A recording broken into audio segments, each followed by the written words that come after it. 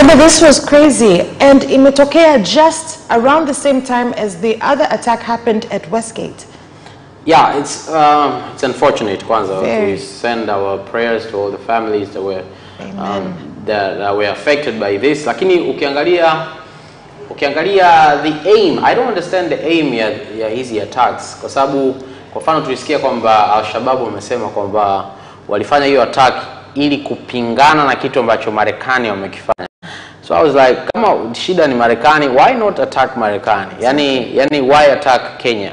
Do they think Donald Trump cares about Kenyans? He cares less about Americans. That's true. Kwa sasa kama kitu kama hicho kimetokea, hata wangefanya kitu ambacho kweli kinaonekana kina manufaa, that would be different. Lakini pia there was a video ambayo ilionyesha mtu ambaye alijilipua kwenye hiyo attack, na sijaelewa vitu vingi sana. Kwanza ilikuwa ni eneo ambalo watu hawapiti. Of course watu wengine walikuja kuwa affected ndani, lakini ilikuwa eneo ambalo watu hawapiti. Lakini pia baadaye security cameras zimekuja kumuonesha akiwa anaonekana kabisa kwamba yupo tu, unajua high. Yes. Which means kama security ingekuwa imeimarishwa, na nafikiri kuna afisa mmoja alimpita hapa. Wangeweza kumdhibiti, ni kweli. It's true. Kwa hiyo hiyo ni nyingine, lakini pia jinsi Kenya wameonesha ukomavu hali ya juu kwenye kuhakikisha wanawasaidia wale baadhi ya majeruhi pamoja na watu wengine, sababu that was a very big hotel. That's a big hotel ambayo ili kitu kilitokea. Kwa hiyo sio kitu cha kawaida. I'm just thinking, what if this happened in Tanzania? Would it be... Do you think we're prepared, our police forces are prepared to be able to react that quickly? Yeah, they might be. They haven't been tested, but I think they might be, because kunatokeaga mambo ya moto na vitu kama hivyo, na tunaona wanachokifanya. Lakini kwa kweli in matters like this, there's no you can't be prepared, because unaweza kusema polisi wawe prepared. That's one part of it. The only problem is wananchi. Polisi wanaweza kuwa prepared na wakajitahidi kufanya kazi yao, lakini wananchi ni terror tu. Ni kweli. Watu wana react tofauti vitu kama hivyo vikitokea. Kuna wengine wana panic, wanachanganyikiwa, and hata ukimwambia afanye kitu they cannot follow. It's true, it's very different. Lakini another thing, unajua imenifanya nifikirie sana hizi hoteli zetu za Tanzania. Ukitoa let's say Hyatt, ukitoa Serena, security is not that tight. When a lot of these big hotels ambazo tuseme ndo zingekuwa the point of entry ya watu kufanya kitu kama hicho, if they were to do it, and please don't do it, Tanzania is too peaceful. Hata ukiangalia Mlimani City, it's a huge place. If something happened same kama ile, do Mlimani City have the resources in place to be able to sort it out? I think they have. It's just that nothing has ever happened to like test it, and we can't test it. You know, ni kama nani wanaita nini, airbag ya gari yako. Huwezi test. Unaamini tu kwamba ipo hapo kwenye gari na itafanya kazi. Okay, let's move on to Zimbabwe now, who have decided to block up the internet. Kama ilivyofanya Congo wakati wa uchaguzi, Zimbabwe wamefollow up. Why did they do that? It's because the Congress of Trade Unions, umoja wa wafanyabiashara, uliamua kuanzisha protest baada ya government kuongeza bei ya mafuta bei ya gas kwa 230%. So hata nafikiri walikuwa na maana ya kulalamika, kwa sababu haiwezekani ukaongeza hivyo. Let's just remember that Zimbabwe is still in a shaky position financially, so nafikiri wanataka kutumia nguvu zao zote kuhakikisha wana recover hii. Do you think it's legal to turn off the internet in the whole country? It shouldn't be legal, because una infringe on the basic right of like to access of information, to be able to voice your opinions. I understand in a way, kwa sababu protests ingekuwa kama snowball effect, watu wangekuwa wana incite each other to protest, wangezidi. Lakini mimi na imagine hata sisi Tanzania mafuta yakipanda kwa shilingi 100. Okay, the legality, yani ule uhalali wa kufanya hivyo ni haki. Yani serikali ina uhalali wa kuzima internet kabisa nchi nzima. Kihaki, wakiwa na sababu ya msingi kama hivyo, wakisema kwamba labda sababu ni usalama wa taifa. Kwa mfano kama hivyo walivyosema Zimbabwe kwamba it's a matter of national security. Yeah, we want to secure the people from bigger protests that could cause greater chaos, you know. So kwa sababu tumeshaona kwamba inaweza kutokea kitu kama hicho, basi tunazima internet. Na maana halisi ya kuzima internet ni zaidi ni kuzima social medias. Ndio aim ya kwanza. How did they do it? Do they just do it? Like, how about the internet provider, the service providers? Yeah. They have to consult them. Is there a switch? No, they consult them. They consult them and they help each other in doing that. Just the same as... So these companies in Qatar, which of course they can't because it's a matter of national security. Yeah. So it's just like a common courtesy. Yeah, it's a common... Ni kama ambavyo Tanzania walizima mitambo ya simu fake. Yes. You understand? Ndio. So it was like that. Kwamba kwa kushirikiana na mitandao na nini ndio unaweza kutambua namna gani. So it was between the government and these service providers. Will it help? Sasa hiyo ndio issue. Kwamba baada ya kupandisha bei hiyo na watu kuanzisha protest mpaka tukaamua kuzima internet, itasaidia? Sidhani kama itasaidia kwa kweli. Kwa nini? Kwa sababu watu bado wataongea, watu bado watalalamika. Lakini hawatasikika. Yaani watalalamika vipi? Yaani enzi za ukoloni ilikuwa watu wanakaa kwenye viwanja vya mpira na nini wanalalamika. Sasa hivi umebanwa hivyo, internet imezimwa. Na hiyo ambacho inasaidia hiyo ndio kama ulivyosema, hawawezi kupanga sehemu ya kukutana unless the word of mouth. Exactly. Sasa word of mouth haina, unajua hapa wanachoogopa ni mob psychology. Wanachoogopa ni mass power. Now mass power, the simplest form of mass power is social media. A couple of years ago, Misri kilitokea kitu kama hicho. Ndio kilikuwa kikubwa mpaka kikamuondoa yule rais. Umeelewa? Yes. Just through social media. Yes. Kwa hiyo wanachoogopa wao ni kwamba kile kitu kinaweza kuwasababishia makubwa. Kinaweza kusababisha wengine wakawa, unajua, afu kusojua kwenye internet. Anything can be started na ikaongezeka na ikaendelea. So I think it will help to their cause. Itasaidia. Ila I think it's a short-term thing because I mean blocking the internet ni nzuri kwa manufaa, short-term solution for a long-term problem. And another issue is it's a disadvantage kwa government pia. Kwani government yenyewe itumii internet. For a short while mpaka watakapoweka mambo yao sawa maybe, lakini Zimbabwe is still a work in progress. Tunawaombea tu mambo yao yakae vizuri. Na pia ukiangalia hata nimekumbuka previous story yetu, nilipenda kama the government of Kenya, Nairobi, walikuwa wanaomba watu wasipost video kwenye mtandao kwa sababu ilikuwa inawasaidia wale wagaidi kuweza kukwepa kukamatwa na polisi. Na wakafuata, lakini they didn't post. Waliacha baada ya sema tu watu wana guts, I say. Yaani unasikia milio ya risasi na unaendelea kuchukua video hapo. Mimi I will be very far away from there. Yeah. Alafu sasa story yetu inayofuata ni wiki ya Nenda Salama ilikuwa cancelled. Hii ni a week ambayo traffic police wana inspect magari zaidi kama kawaida wanavyofanyaga, lakini zaidi wana educate drivers kuhusu umuhimu wa kuendesha safely, kufuata sheria na regulations za barabarani. I'm not a driver personally. Seba, you're a driver. Wewe unafikiri kulikuwa kuna umuhimu wa hii wiki kuwepo? Meaning kwamba sasa hivi haipo, it's gonna be a problem. Well, in the past, yes. In the past ilikuwa ni wiki ya muhimu sana, but now I don't think it's important kwa sababu sasa hivi kasi walionao matrafiki sidhani kama wanahitaji wiki moja. Kwamba wao kila siku wako hivyo. Kwa hiyo sidhani kama panahitajika wiki, ila what can be added is the education part. Bahati mbaya wazee wetu hawa wa barabarani bwana hawapendelei sana the education part. Wanapendelea zaidi yani kukuharas na nini, yani kukutoa mchezoni tunasema, yani ile kukukera, yani unajua yani kwa sababu mtu anaweza kukuuliza kitu kwambia akwambia kwamba hujui, yani unajua, yani kuprovoke. Lakini nafikiri ingekuwa kuna uwezekano wa kupeana elimu zaidi, that would be better.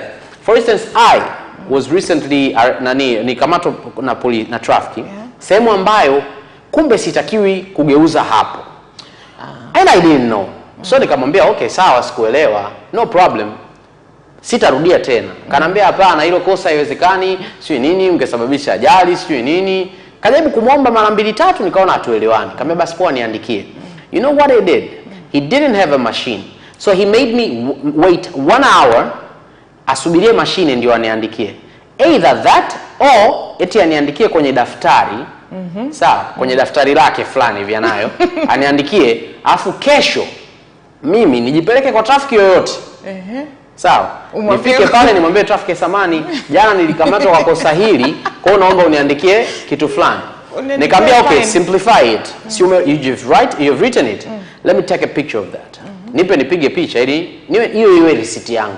Mimi nikienda kesho kwa traffic sina haja kwanza kumuelezea sana. Namuonyesha tu shika. Anambia no, you can't do this, which means that's not allowed. Ni kweli. Umeona? So I was like, why now? Sasa asira tena. Oh, takupeleka kituo ni sio. Nikamwambia no problem. Si ndo kazi yetu kutuelimishana, au sio?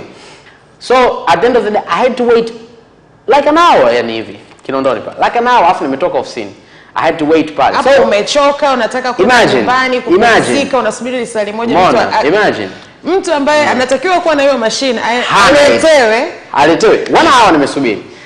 So issues kama hizo ndo zinakuwa zinakera sasa. Kwamba the problem is when the education is not provided. Yes. Like if the education is provided and it's simplified. Kama hivyo umekamatwa, sio nini, umeandikiwa, umepewa karatasi yako, shika nenda. Na hiyo elimu ni muhimu sana kwa sababu ni kitu cha 1 to 1. Unamkamata kama traffic, ukimkamata mtu mueleze kwa nini hiyo kosa amefanya na kwa nini asifanye tena.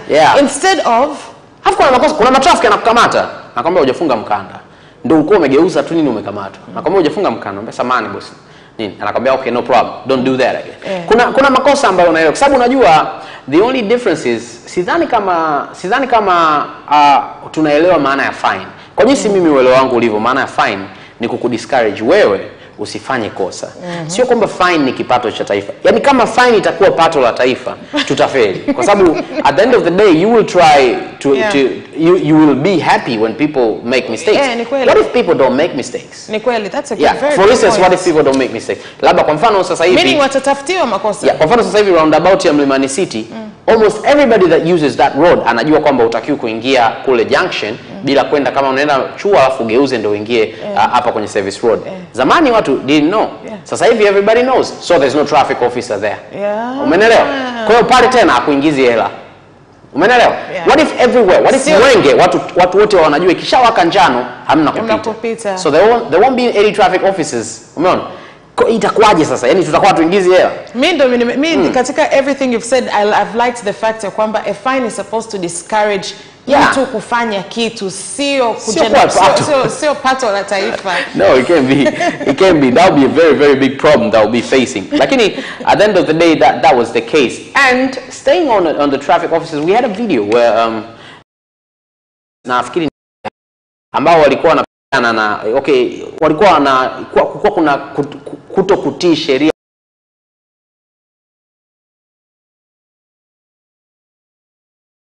kana kwamba huyu dereva alikataa jambo fulani, kwa hivyo traffic ndio walikuwa wanajaribu kumtia mbaroni ili waweze kumuelimisha, lakini naona kidogo ilikuwa purukushani. We didn't get the full story. Wao wenyewe polisi wanasema kwamba walitumia nguvu ya wastani average. Lakini jamani, if we look at this video, hiyo inaonekana ni nguvu ya wastani. Labda mimi hapa kwa sababu I'm a girl naweza nikaona kwamba that's too crazy. Sema hiyo ni nguvu ya wastani kweli? Now kuna mtu ambaye kwanza mimi nilimuona amepost hii, aliandika jamani ni wapi hii?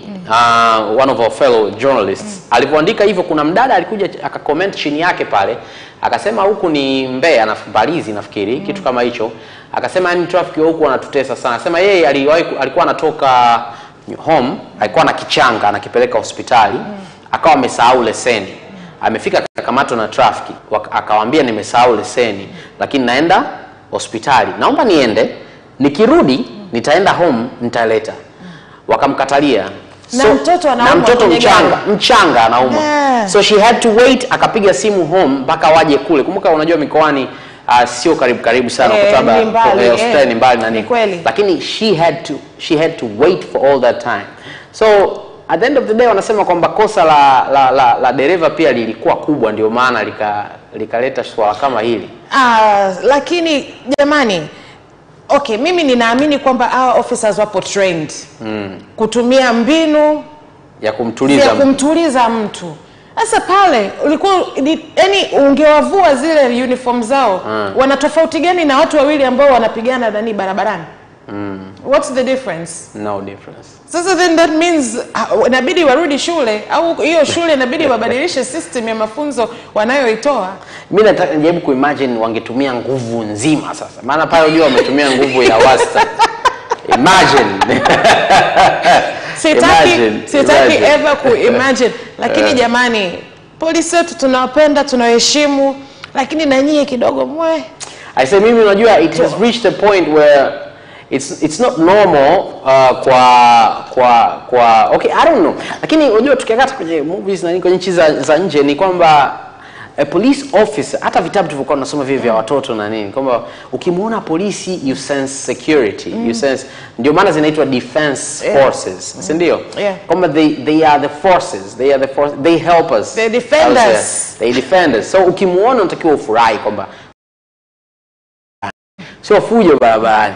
Lakini sasa hivi madereva tumekuwa yani inaogopesha. Yani unaweza kumuona tu mtu amevaa kanzu kwa mbali tayari umeshamhukumu, yani you're like what? Au dereva wa bodaboda amevaa reflector, wewe ushachanganyikiwa, yani unaona yani imekutoa steam kabisa. Wangu leo itakuwaje barabarani, unaona? Today is going to be a bad day. Kumbe wala sio traffic. Kwa maana yake yani sisi tunaogopa traffic. Akati itakiwa ukiona traffic ndio ushukuru kwamba leo magari yataenda vizuri, leo kuna hiki itaenda sawa. Foleni itakuwa nyingi kwa sababu kutakuwa kuna coordination inafanyika vizuri. Wewe hapo na sasa sisi tunafanya sana makosa, simamisha. This is too bad. It's very sad. Lakini I think hiyo ni kitu ambacho pia wanabidi na wao wajitathmini au wajitafakari.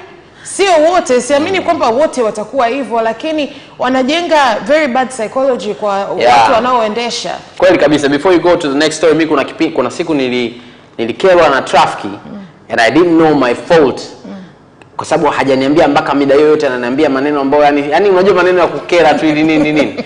Alafu nilikerwa mpaka nikasema mimi if I ever have a daughter, kama nikiwa na mtoto wa kike, haizi kuolewa na traffic hata wanapendana vipi. Yani nilikasirika kiasi hicho. Right now I'm cool, sasa sawa. Lakini nilikasirika kiasi hicho. Kwa hiyo maana yake ni kwamba labda siku hiyo au kesho yake ningekutana na traffic kwenye mishemishe yote ambayo mimi ndio nilikuwa nimsaidie. Bado ningekuwa na hasira na nisingemsaidia just because he's a traffic officer, which is very wrong. Lakini ni kwamba yani the buttons, hizo buttons zangu zilikuwa pushed to that much limit. Lakini pia and that's kuna juzi kati hapa nilipanda Uber driver kanambia, dada unaona ile nyumba, kuna siku nilipita mama alikuwa amezimia ndani, kwa kuna mtoto tu na dada mfanyakazi ajui kitu mpya, wakaniomba nisaidie, nikamkimbiza mama huyo kwenye hospitali. Huyo baba alivyokuja kwanza hata hajahusika na mimi, kamcheki mama. Baada ya kumcheki mama, mtoto wake ndo mtoto mdogo akamwambia baba huyu ndo ametusaidia mpaka hapa. Huyo baba akamuuliza, unadai shilingi ngapi? Yule kaka akasema yani nilijisikia vibaya kwa sababu mimi nilimsaidia sio kwa sababu ya hela. Na nilikuwa nataka nimuonyeshe dharau, nikamwambia 50,000 lakini nikamwambia 2,000 tu.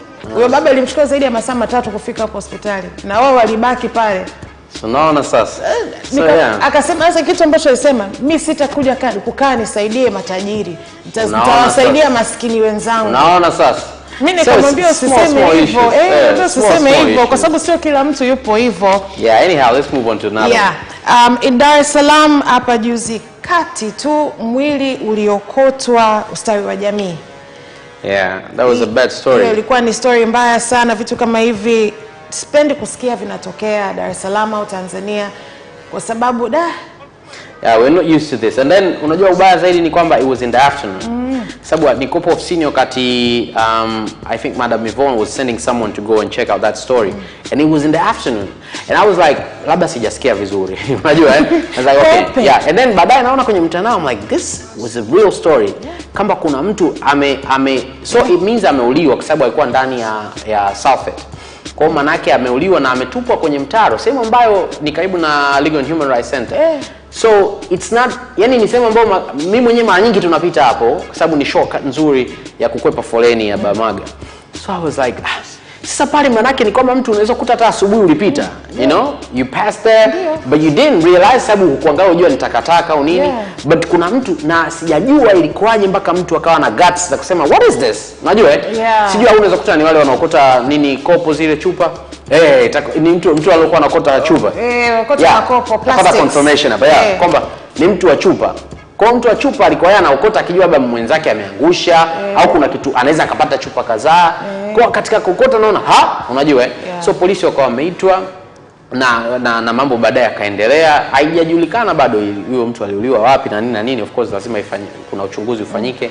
But this is not normal. This is not normal in Tanzania. Mchana, kwa nini ulionekana mchana? Yani throughout. That means everybody's just this person, itakuwa alitupa usiku.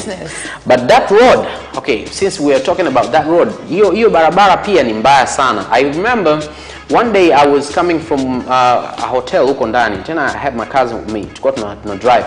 Tulipofika kwenye hapo karibu na ustawi wa jamii kabisa, there's two bumps hapa, kuna hostel hapa pembeni, hapo ndio ustawi iko hapa. Tulikutana na vijana kama 6 hivi. So it was like 11 at night or 12 hivi. Wala sio late sana. Kama 12 hivi au 11. Au vijana kwa wameshika kila silaha unayojua wewe.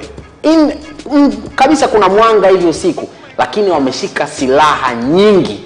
What for? Yani mapanga, visu, yani unajua afu wanavyotembea. Nikamwambia jamaa hivi kwa mfano ndio tumetoka tunatembea tunajifanya watoto wa kiume hapa. Au gari likuharibikia hapo. Au gari kuharibikia. After sasa oga pako pana ka distance back hapa. Nikasema I say so that road yani that's not a very very good road, especially if you're walking at night. Kwa nafikiri pia ndio maana wengine wakaiona kwamba haina watu wengi wanaopita muda huo. Sasa pale there's a chuo and then usiku hamna wanafunzi and there's hapo an office na usiku pia hamna watu. Kwa wakaona pale ndio sehemu mwafaka. But at all endelea kufuatilia tu Capital TV and ITV, tukipata chochote we will tell you. Let's head on to India. Somewhat of not so much a bad story, but a different story. Yeah, a different story. Yeah, empowerment. Where in India, they say 5.5 million people participated in a women's walk that took 620 kilometers. Kwa ajili ya kuonesha kuprotest ubaguzi wa wanawake, wanatafuta gender equality, lakini at the same time zaidi ni kwamba wanawake walikuwa hawaruhusiwi kuingia kwenye hiyo temple. Wanaume tu ndio wanaruhusiwa, na wanawake ambao hawaruhusiwi ni kuanzia miaka 10 mpaka 50 ikisemeka, yani the women who are in menstrual cycle whatever. So hawaruhusiwi kuingia kwa sababu wanaonekana wao sio wasafi. So wameprotest na kusema kwamba hawataki, wao wanataka kuhusika na waingie. And fortunately enough 2 women were able to go to that temple and pray there. So they're protesting for a greater cause. Umeona, hawa protest mafuta wala chakula wala nini. Mafuta is also important. Wanataka religion. Unajua this is ni imani, mambo ya kiimani. Kwa hata wanaona right to worship. Kwa nini nyinyi sasa mpate baraka wenyewe? Kwa nini sisi tusizipate hizo baraka? So I think we're moving forward as human beings in general, because this is India. And mimi nimependa the fact that actually their protest ili bear fruit. Yes. Yeah, kwamba it's not just about them. I think what you should realize, no matter a lot of women took part, is that it's not just about them. It was a bigger for their children, their grandchildren, to show kwamba na sisi hapa we need to have the right to worship, to be able to go to this temple. Yes. That was a very good gesture. Na inaonekana kwamba anything is possible. Kama watu wanaweza kuform wall ya 620 km long. That's a long wall. That's a wall now. Yeah. Donald Trump can learn a thing or two about this. From these women. Very true. Anaweza kujifunza vitu viwili vitatu hapo akaenda kutumia Marekani. Yes, and unfortunately tuende tena kwenye a bit of bad news. In Ghana, a journalist who exposed a very, very big misappropriation and corruption for CAF, he was killed. Yeah. Alafu hii imekuwa ikitokea sio tu Africa lakini hata Europe, worldwide. Journalists ambao they're covering serious topics, exposing serious topics, they're getting killed. Yeah, but okay, that's an issue that happens everywhere. Lakini I've yet to hear a story ya hivyo ya mwandishi kuuliwa kwa sababu ameexpose kitu kwenye soka, kwenye sports. Yani kwenye sports, yani hiyo that's not fair. Yani ni mambo kawaida huwa yanatokea. Na alicho ni CAF, ni Confederation of African Football. Yes. Ni shirikisho la soka la Afrika. Na aliexpose corruption kubwa tu ambazo zimetokea ambazo zilisababisha mpaka rais wa chama cha shirikisho la soka la Ghana ajiuzulu. Yes. Kwa hiyo tatizo ni kwamba alikuwa ameshaanza kupokea death threats. Nyingi tu, na hata mwenzake amekuja kusema baadaye, ametweet kwamba rest in peace, lakini sisi tunachotaka ni kwamba tutahangaika kuhakikisha sisi tunaendelea kusema ukweli tu. Na alikuwa anatoka tu nyumbani kwake, nje jamaa wamekuja na pikipiki wakampiga risasi. Lakini by the way watu wapo passionate na sports kwa sababu sports ni big money. Because by doing that, mimi I commend him, may he rest in peace, lakini by doing that ameblock hela za watu wengi ambao walikuwa involved in the corruption scheme. That's true. Lakini issue ni kwamba that's not happening in Africa only. Unajua rais wa FIFA alitolewa kwenye uraisi na akawa anakaribia kwenda jela. Yes. Kwa sababu ya issue kama hizo, but nobody died, unajua? Because that's what happens. Hata Uingereza, hata wapi, hata Marekani, hata wapi. Sasa hivi kuna skendo inafufuliwa ya rais wa FIFA wa sasa, Gianni Infantino, kwamba anahusishwa na baadhi ya corruption. Na corruption kubwa huaga inakuwa wapi? Corruption kubwa inakuaga kwenye bidding kwa ajili ya kuhost mashindano. Yes. Yaani hapo ndo pesa nyingi inatumika. Kwa mfano kama Afrika Kusini kufanya World Cup, au labda nchi nyingine kufanya kama hivi Tanzania labda ikitaka kuhost. Sasa pale ndo pesa inapoanza kutembea. Ama kuna rais, mtu anagombania urais au anagombania nini, pale ndo pesa zinatembea sana. Ama kuna mradi labda unatakiwa uende sehemu fulani, baadaye mradi uje Tanzania labda unapelekwa tu Ghana, unajua? Yeah, so that is what they do. Wanafanya hivyo. Kenya kuna jamaa mmoja alifanya hivyo, alimuexpose yule yeye alikuwa mwandishi wa Kenya. Alikuwa mwandishi wa Ghana. Nafikiri huyu mwandishi alimuexpose referee, mwamuzi anaitwa Marwa, wa Kenya ambaye alitakiwa aende kwenye kombe la dunia, lakini akashindwa kwenda kwenye kombe la dunia kwa sababu alikuwa exposed. So that's a guy. May he rest in peace, I say. Kweli, lakini journalists wenzangu msiwe disheartened kufanya kazi yenu just because of situations kama hizi. Ila Tanzania sijajua kuhusu. Sasa wewe ni sports expert journalist. Kwa hiyo na wewe hapo usiogope ku-expose corruption ya Tanzania kwenye sports kwa kweli iko waziwazi sana.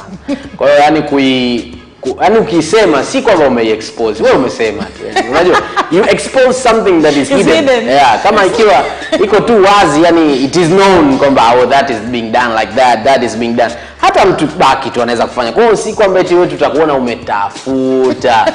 We know that you just found out that I'm not getting chochote. Okay, let's head on to Kenya now. Where life can be very hard mpaka ukaamua kufanya maamuzi magumu.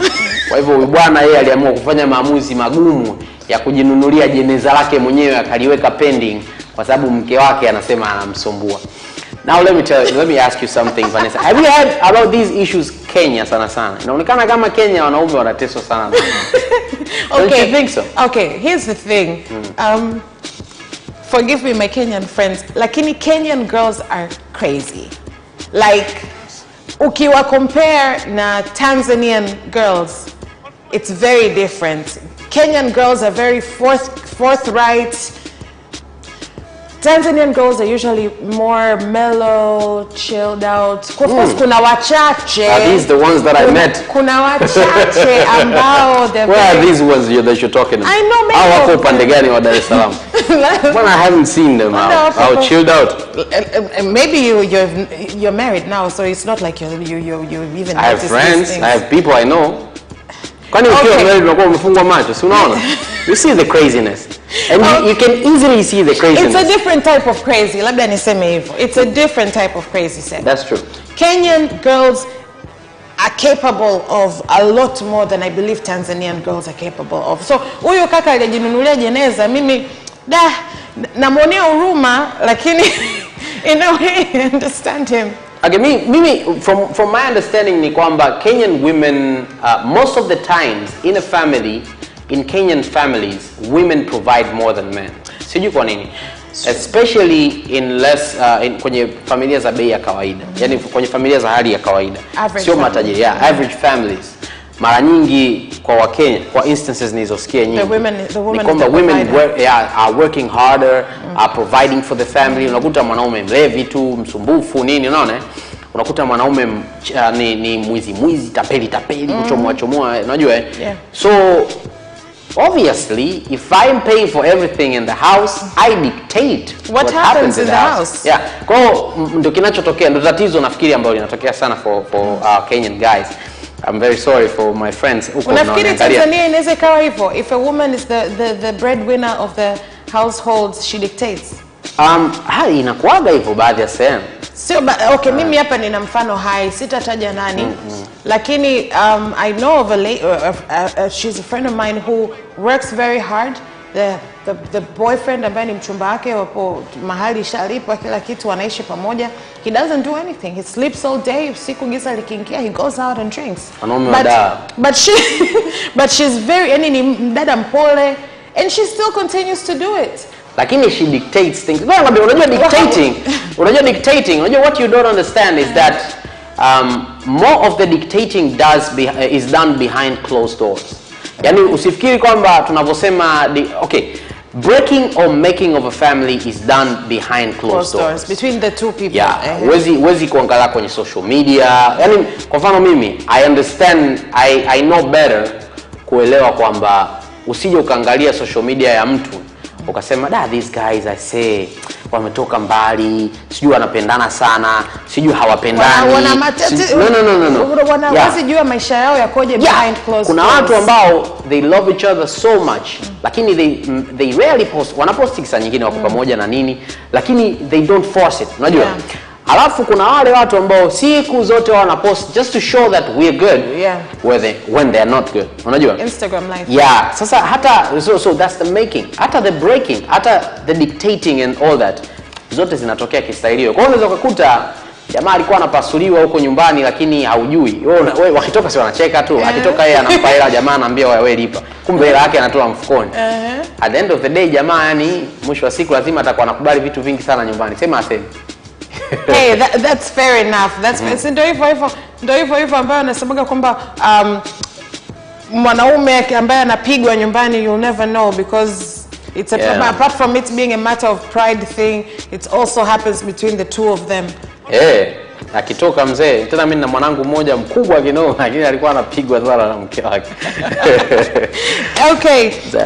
Our next story ni hii imenisikitisha kwa sababu huyu kijana is only 17. He's young as well. Huyu amempa mimba mdogo wake wa darasa 7 na he's already been arrested and action is going to be taken against him. He's in Serengeti. Yeah. This happened in Serengeti. Unfortunately, leo kwenye Instagram, just before I got here, yani a few hours, nimeona video inaonyesha watoto wawili wote wakiojiwa. Huyu mtoto wa kike amewekewa nini nyeusi ya kumficha, lakini huyu wa kiume hajawekewa. But he's under 18, he's still a minor. He's 17. Kwa sio kijana, huyu ni mtoto kwangu. Yaani mimi hapo he's a child. He's a child. He's a minor. Yeah, he's 17 years old. Tokea na waga tu avitangazwi sana, ndio maana kwa sababu zamani kwa social media na nini, ndio maana tulikuwa tuvijui. Kwa sasa hivi watu wakiangalia, kwanza tuachane na yale maneno ya ulimwengu sijui unaelekea wapi. Unaelekea Gongo la Mboto basi. Lakini these things have been happening a long time ago, lakini inakuwa inaishia kwenye ukanda wa familia au ukoo. Kwa sababu hakuna kitu, mimi nishashuhudia hivi vitu vingi sana kwenye families ambazo nazifahamu kabisa. Lakini at the end of the day, sio kwa sababu hii hapa ni sio issue ya baba na mtoto, ni issue ya mtoto na mtoto mwenzake. And then kwenye hizo interviews hata wanavongea wanaonekana kabisa they don't know anything. Yani it's like they're experimenting. Unajua they don't know anything. Kumbuka ni huko kijijini. Yes. Na wanajieleza. Imagine mpaka wanajieleza kwamba this is what we did, this is what we did, this is what we did. Ni kitu cha mimi ukiniuliza Mimi ukiniuliza naona ni kitu cha ajabu sana, lakini at the end of the day ni kwamba watoto mimi sidhani kama wanatakiwa kuwa exposed, wanatakiwa tu wafundishwe, waangaliwe wataweza kufanya nini. Na kwa sheria zetu huyu mtoto sidhani kama anaendelea na shule tena. Na sidhani kama zinawalinda either one of them. Nope, wote wanapata shida tu. Yeah. Haya. Let's check the last one before we go for a short break. Zambia. Number tuione kwanza, producer, please put it up. Number tuione kwanza your new uniform. I need this new uniform. Hii safi sana yani. I say, jamani. Kweli, why? Indo uniform jamani. Why jamani? Kwa nini wamefanya hivi? I say, afu na huyu jamaa mwenye kitambi hapo ndo. Nani? Zebra mzee. Yaani jamaa wanamwambia designer anawauliza sasa. So mnataka hizi ziweje? Anambia make it something with stripes. Jamaa akamwambia got it. Alafu hata ukiangalia kwenye mifuko, the stripes are not straight, they are crooked. Me uniform mimi ni confused sana. Yaani unajua ni kile chakula ambacho kina taste vibaya. Lakini tu hujui ni nini kinakosekana. Unajua tu kwamba kina taste ovyo, lakini hujui ni nini shida. Oh my goodness. Sio kwa nani hiyo. Jamani, viewers of Capital Television, please do stay with us. Tunarudi, tunaendelea. Just be right back after this break.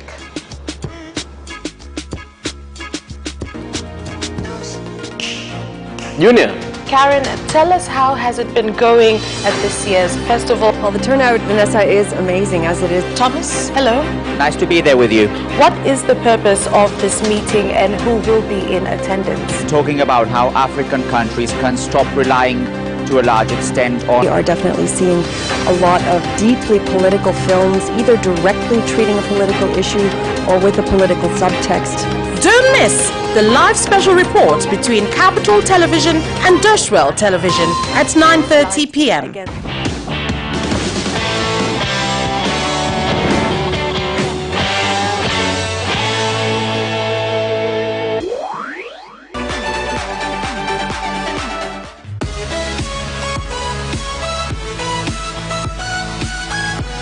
Innovation brings you the latest technology solutions and startups in various industries such as business, health, agriculture, renewable energy. Innovation features practical solutions for consumers.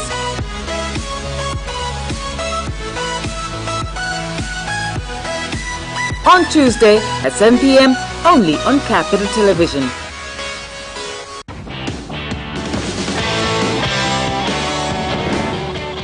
And now we are back with CapChat. Yes, we are back with CapChat and tunaendelea. First of all, viewers of Capital Television, this is the time ambayo you can actually participate, mtupigie, mtupe maoni yenu. Topic yetu leo ni adoption. Ndio. Ambayo kwa Kiswahili? Ya, kwa Kiswahili ni maelezo. Tunaweza kuelezea kwa Kiswahili. Yeah. Yaani kwamba kumchukua mtoto alafu kuishi naye. Sio mtoto wako, kinaamua kumchukua. Anakuwa mtoto wako kabisa na jina anachukua kwako.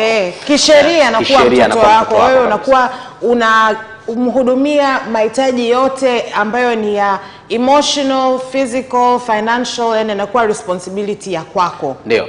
Unaweza ukatupigia kwenye namba ya 0677330677333000, as you can see on the screen right now. Mimi want to know is, Saba, would you adopt? Wewe unaweza kwenda kufanya hivyo?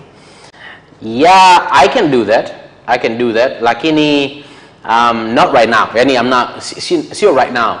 Lakini nafikiri that is something that should be done. Everybody should be able to, if you're able to do that, I think you should do that, because kwanza huwezi jua ni mtoto wa aina gani unaweza kumadopt, alafu huwezi jua ni nini unaweza kumfanya, anaweza kuaccomplish mangapi kwa kumadopt. Let me take an example of one of my mentors as a public speaker. Anaitwa Les Brown. He was a twin. He was walikuwa wamezaliwa twins, yeye na kaka yake. na walipozaliwa wakakaa kama mwezi nafikiri, mama wao akawatupa kwenye abandoned building. Umeona? So kuna mama ambao huyo mama alikuwa hana kazi nzuri, anafanya kazi ya kuosha tu nyumba za watu. Ndo akawaokota, akaenda kuadopt sasa. Kwa sababu huwezi tu kumchukua mtoto kakaa naye. Kwa akaenda kuadopt, wakawa wanamuita Mama Brown. Kwa ndio maana anaitwa Les Brown. Kwa hajai kumjua baba yake wala mama yake.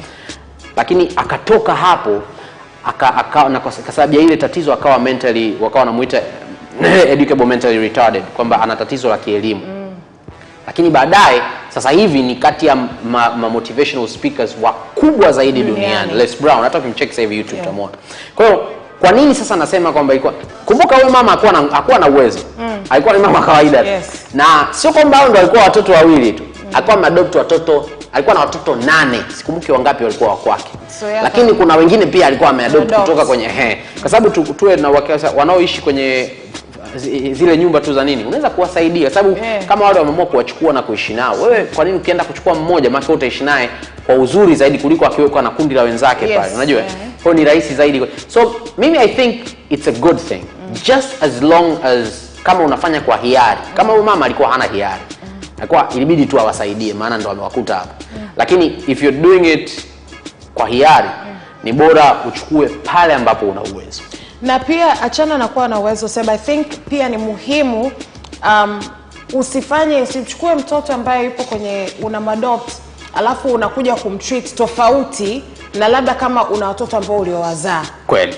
Kama uwezi kuwapa the same type of love, the same type of, yani shule wasome the same, kila kitu the same, akikosa huyu na huyu akikosa wanakuwa punished to the same. I don't think usi adopt. Now that's where in Africa, okay, let's say especially in Tanzania it's hard. Kwa sababu mimi nimeangalia families nyingi, hata unakuta baba na mama labda na mtoto wake. Aliingia naye kwenye familia. Mara nyingi he won't be treated the same kwenye family, which is very bad. Now imagine huyo mtu ana ties tayari kwenye familia. Yaani kwamba yeye labda ni related na baba au ni related na mama. That is one way. A second way inaweza kuwa kwamba ubaya mwingine sasa. Opposing hiyo unaosema wewe. Mtu anaweza kaja mtoto mpya akapendwa kuliko watoto wa nyumbani. Ni kweli. That also happens. And you know why? Because kuna ile kufikiria kwamba huyu ameteseka, huyu hana wazazi, huyu hana, so wanampa this special care treatment. And that is worse kwa mtoto yule ambaye anakuwa. Sio hata worse kwa wale wengine. Ni worse kwake kwa sababu inakuja kumuingizia ile feeling kwamba okay, so I'm different. So I'm a problem. Pia I have problems. Yani mpaka napendwa hivi. I have problems. Special. Yeah, I'm special. I have special problems. It's because of my problems. Ndio maana nateseka hivi. Unajua this is what happens hata kwa watoto wa kishua. Yaani watoto ambao wanakuwa wamelewa kishua. Wakienda kwenye familia au wakienda kucheza na watoto wenzao, wanajaribu kufanya vitu ambavyo wale watoto wanafanya ili na wao wawe sawa. Kwa sababu watoto siku zote wanapenda kuwa sawa na wenzao. Kwa hiyo unakuta ndo mtoto anakuwa mtoto wa kiuni. Unasema kwa nini watoto wa kishua wengi wanakuja kuwa wauni? Kwa sababu they wanna blend in. Now when they blend in, hapo ndio inapotokea tatizo. Kwa hata hawa wakiwa treated differently, wanakuwa wanapata psychological problems. Anyhow, bottom line ni kwamba mimi nafikiri adoption is good, ila ifanyike pale ambapo kweli inaonekana kwamba inahitajika. For instance, somebody cannot bear children. Anaweza kufanya adoption. Tanzania hapa kuna hizo system kweli. See that adoption system ipo. I have a friend of mine ambaye alikuwa adopted but alikuwa adopted na ndugu. But legally wazazi wake walifanya. Mimi nasemea ile ambayo kama akina Brad Pitt na mke wake, yani kwamba just out of the blue nini mnaenda sehemu mnasema bwana tunataka tuangae katika hawa 10. Hiyo process ipo Tanzania. Lazima ufuate legal procedures kuweza kumadopt mtoto. Sio kwamba watu wanafanya illegal adoption, mtu anaenda kumuiba mtoto wa mtu nini. Wanafanya sikiza nikwambia Seba, hiyo inafanyika dunia nzima. But I think pia tukisema hivyo ni kwamba Tanzania sheria the bit yani kwa hiyo particular issue I don't think wamewekea mkazo sana ya kwamba uwezi tu kwenda ukamchukua mtoto ukaanza kuishi naye mpaka anakuwa mtu mzima. Yani unamsomesha nini ufuate any procedures. I don't think kwamba inafuatiliwa kiivo. It's illegal. I know for a fact it's illegal, but sidhani kama inafuatiliwa. Would you adopt? Yes, I would. But sio sasa hivi. Okay, how would you think your life how different do you think your life would be if there was an adopted child in your family when you were growing up? Kwa kuangalia maisha ambayo mmeishi wewe na wazazi wako na kaka yako mpaka sasa hivi. How different do you think your life would have been? Actually, I don't know how different. Of course, you can't think of how something would be if you've never experienced it. Yeah. Lakini, how can you imagine? Lakini mimi hapa kwetu tukua wawili na kakangu mkubwa. And growing up, wazazi wangu wote wamefanya science subjects. My brother was a genius at science subjects. Mimi was the only person about math ola, physics ola. I was more of an arts child. Wanasema moto uzaa majivu. So I always felt a bit like left out. Like there's this whole science clique happening in the family, and mimi hapa I'm the like dumb one who can't even like do math and whatnot. So labda ningepata a fellow arts person. Maybe. But maybe also ningepata another science person. But mimi hapa the fault even tama. But you never know. You can't think of what ifs. Yes. Kwenye situations kama hizo. I don't know if my parents wangeadopt mtoto ingetubadilisha vipi mimi na kakaangu. I'm sure it would have. Yeah, but sijui in what way.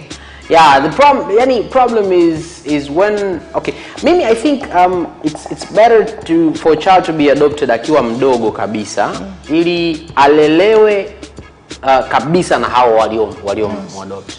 Kwa hiyo kama watamlea vibaya wamlee vibaya tangu akiwa mdogo, kama watamlea vizuri wamlee vizuri tangu akiwa mdogo, kuliko kuwa na ndugu kuwa na mtu ambaye anakuwa ndugu sasa akiwa katikati, unajua sababu tayari kuna upbringing fulani ilimfikisha sehemu fulani. Problem now, hii adoption ambayo tunaifanyaga voluntarily it's involuntary lakini ambayo haifuati sheria, hii ya ndugu kiolela, hii ya ndugu ina challenge kubwa sana. Mimi I grew up with a couple of cousins ambao mama alikuwa anapenda kuchukua na nini. Kukuwa na challenge kubwa sana kwamba baada ya muda akishafika kwenye level fulani ambayo sasa anaonekana unajua yani anaweza kusaidia hata kazi za nyumbani, sio mzigo tena, unaelewa kwa sababu akiwa anakuwa ni shida, inabidi umnunulie nguo, umlishe, umpeleke shule, ufanye. Sasa kuna ile point anafika labda contribute to the household kwa kufanya activities, kufanya tasks. Sasa akifika hapo anaanza kugombaniwa na ndugu wengine. That's what happens. So hapo ndo panafanyaga watu wengi ambao wanakuwa wanapata familia na nini. Wanasema kwa mfano kama mimi hapa sasa hivi, I would rather if I can, I would rather help somebody where they are than help them in my house. Kwa sababu of what I've seen in our house. Umeelewa? Si umeelewa? Yaani kwamba niliona nijisima wazazi walikuwa wanateseka kwa mtu, alafu huyo mtu anakuja kuleta tu dharau. Sasa bahati mbaya mimi I don't think I'm striving so hard, but I don't have a quarter of patience that my mom had. If mimi niko hivyo. If mimi niko hivyo, you've tried hard these days to be patient. I'm still trying. It's a work in progress. Lakini mwisho wa siku ni kwamba if I siwezi kurudi nyumbani nimechoka na nini nikaona mtoto ambao namlea na anaita dharau, halafu anafikiri kwamba ni haki yake tu kwa sababu I've decided to help him. So sitachukua muda, halafu kwa bora nimwache tu kwa akiwa huko tusaidiane, awe anakuja kusalimia. So I think that is where the challenge can come in Tanzania. Na pia ukiangalia statistics nyingi kama wewe ulivyosema, kama ni kuadopt, you'd rather adopt mtoto mdogo. Statistics zinaonyesha watoto wengi ambao wanakuwa adopted ni watoto wachanga wadogo ambao akili zao hazijanyonya surroundings huko walikotoka. Ndio. So they can be shaped, their minds can be shaped. Lakini if you have the heart to do it. Okay, what about that situation? Two black guys adopted a white child. Why not? If white people can adopt a black child, all that. I mean all that. Yani kama hivyo. I think it's fine. Ndo nasema sasa. Imagine the situation. Unajua Okay, kwa sababu tunasema kwamba a white child anapozaliwa na a black child anapozaliwa, wote ni children, so they don't know anything. They don't know nini. Lakini I know what you mean. And what I mean is you are bringing yake. Atakuwa ana wazazi ambao hawezi kurelate to. That's what you mean. No. Kurelate to hata kama wazazi wake wakiwa Simba. Anaweza kurelate kwa sababu anakuwa nao. Umeelewa? Yaani wewe unachorelate nacho. It's like I tell people. You're surrounded. I tell people why most of the times wake za watu wanafanana na mama zao. It's because the first beautiful woman you think, yani when your idea of beauty ni mama yako. Umeelewa? Yeah. Kwa mara nyingi unakuwa unazungukia maeneo hayo, utaenda kidogo nje lakini utazungukia maeneo. Sio wote of course, lakini most of the times. So what I mean is yule anapokuwa na wale wazazi wa blacks, yeye anaona ni kawaida. Ni kama watoto wa wale bodybuilder wakubwa. Unajua wewe unaona hii mama mkubwa kisha, lakini yeye anamuona kawaida sababu kila siku anamuona. So that's not the issue. The issue is nasema ile surrounding yao sasa. Labda kama mzungu amelelewa na Waafrika kama Trevor Noah, unaona kicho kutokea. Yaani kwamba he was different, yani kila mtu alikuwa anamshangaa. So that's yeah, mpaka kwa nafikiria he's an albino. They had to say that though. Yeah. Because of the whole issue back then in South Africa. But I think, me personally, I think I would. I don't know, I might change my mind. I think I would. But if I can't, just remain I won't. Let's go for a very quick break and then we'll be right back.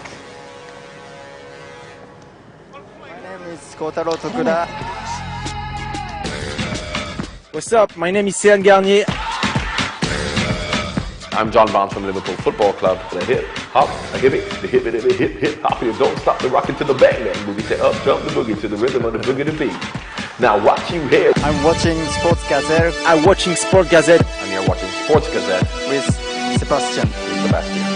With Sebastian. Peace out. Yes! And you can also watch Sports Gazette for highlights and interviews regarding sports. Do not miss Sports Gazette every Wednesday at 7 p.m. only on Capital Television.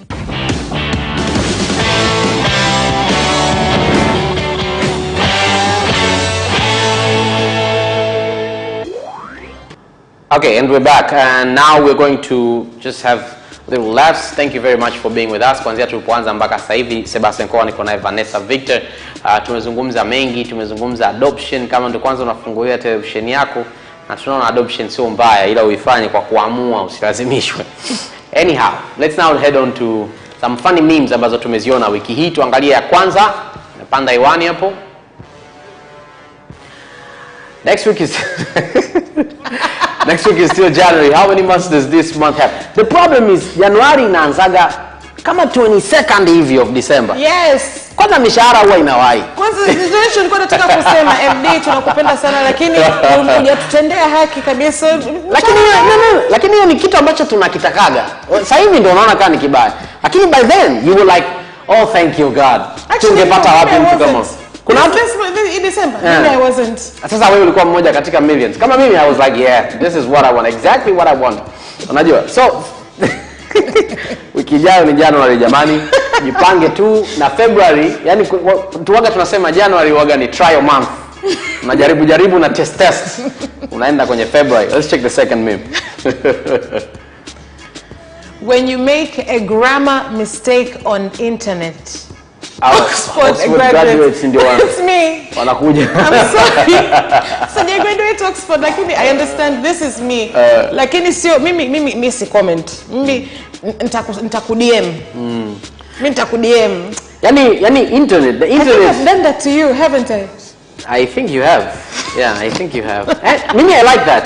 If you send me a DM, I will respect you for that. I've done that too. I've done that to people sana. Watu wengine wanaandika kwenye comment section. Najua si wengi tu, lakini sasa hiyo that's dumb kwa sababu hata ukiandika nikirekebisha unajisifia kwamba umenirekebishia.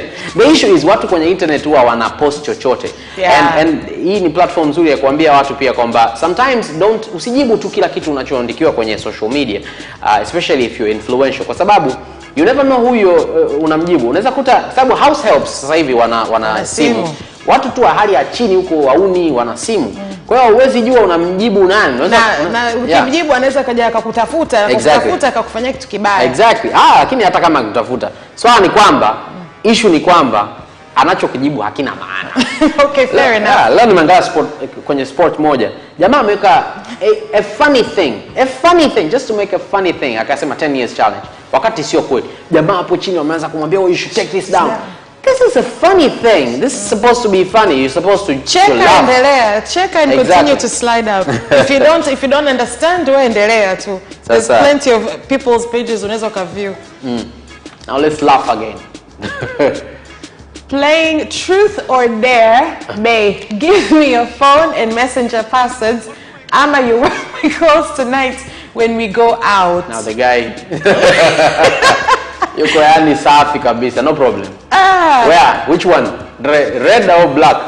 Kwa nini watu wanaogopa simu zao hivyo jamani? Mimi I wouldn't ask. I don't think I would ask my guy for his passwords, phone and messenger passwords. Because mimi naamini kwamba utafuta utakipata. Because you might even find something innocent, but because you're looking for something, you will find something. That innocent something will be like something do you umeitafutia nani hii. So I personally don't think, maybe next year it might change, but I don't see the point of looking through your significant other's phone. You either trust him or you don't. Okay. Would you? Fair enough. Would you give does Jackie have your phone, all your passwords? Every day. But does she look through your phone? She doesn't. Because she trusts you. Yeah. Exactly. But most of the times, those who will look at the phones, it's because they have a reason to. Most of the time. I'm not saying Nico. That's another truth. Most of the times, ukiona mtu anachungulia, they have a reason to.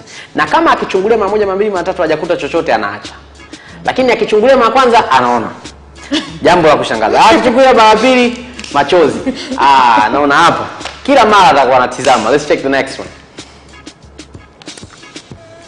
Anyone with pilot's uniform? I want to visit my primary school teacher. Hey, wende utishe. Especially ukikutana na yule mwalimu ambaye yeye alikuwa anakuona kama yeye ni wewe useless. Mimi I actually nilivofaulu form 4 kwa sababu huyo headmaster huyo. Tena alihamia tu mpya headmaster. Akanikuta akanambia wewe you will never pass. Unaona? Kwa sababu sijui kwa nini tu aliamua kuniambia hivyo. He just didn't like you. Yani he just didn't like me. So alikuwa ananiambia wewe you never, because I was not ile studying material. Unajua ile mtu anasoma msongo sijui mimi kwa gasina hizo. Kwanza tu kawaida. Sasa he was like wewe you will never pass. Kaambia kweli wewe ni mwalimu na unaniambia hivyo? I was like so if I pass I'll be back. Kweli nilipopass matokeo nilitakiwa sikwenda kuyafuata. Mdogo wangu kwa anasoma kuongeza kuniletea. Kaambia hapana mimi nakuja.